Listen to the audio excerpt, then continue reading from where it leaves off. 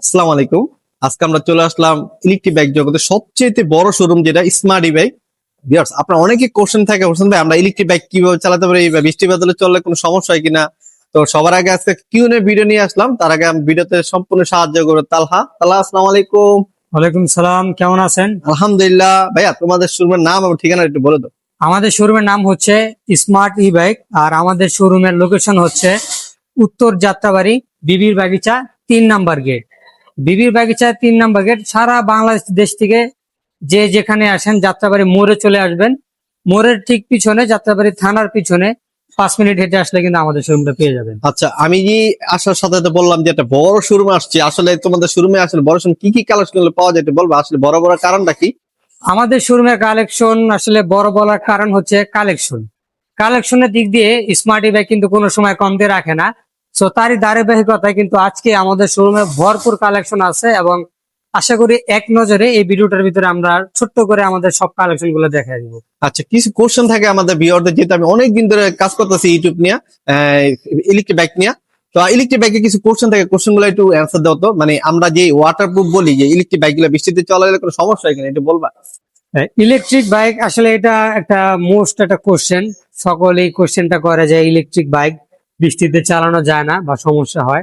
তো এটা কিন্তু সম্পূর্ণ ভুল ধারণা। যেহেতু আমরা ঢাকা শহরে থাকি, আর ঢাকা শহরে কিন্তু সামান্য বৃষ্টিতেই পানির নিচে জায়গা আচ্ছা, ঢাকা। তো আমরা কিন্তু ঢাকা শহরে চালায় অলরেডি অভিজ্ঞতা অর্জন করছি। আমাদের গাড়ি মোটামুটি অনেকখানি পানির নিচে থাকে, কোনো প্রকার সমস্যা আজ পর্যন্ত পাই নাই। তো আপনারাও আশা করি পাবেন না। আচ্ছা, আচ্ছা, আচ্ছা। আচ্ছা, আরেকটা কোশ্চেন থাকে যে আমাদের যে ব্যাটারি গুলো, আসলে ব্যাটারি হেলদি মানে কতদিন যায় কি আসলে বিষয়টা বলবা, যেহেতু আমরা লিড অ্যাসিড ব্যাটারি ইউজ করি। লিড অ্যাসিড ব্যাটারি ইউজ করি, তো আপনারা কিন্তু চাইলে লিড অ্যাসিড ব্যাটারি নিয়েও চালাতে পারবেন। আর লিড অ্যাসিড ব্যাটারি কিন্তু 2-3 বছর অনায়াসই যায়।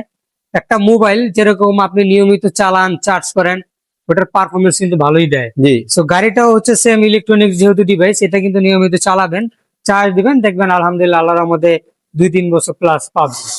আচ্ছা, এছাড়াও কিন্তু মানে তোমাদের শোরুম যে বৈশিষ্ট্য গুলা, যেমন বলছিল যে সার্ভিস সিস্টেমটা, যেটা কিনা অন্যান্য শোরুমে পাওয়া যায় না, যে তোমরা টেকনিশিয়ানরা হোম ডেলিভারি দাও, এটা আসলে কি কতটুকু সত্যতা?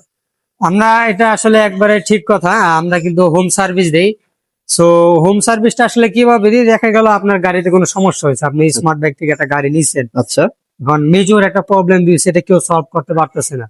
তো সেই ক্ষেত্রে কিন্তু আমাদের টেকনিশিয়ান ঢাকা শহর সহ সারা বাংলাদেশে কিন্তু যে কোনো প্রান্তে পাঠায় দেয়।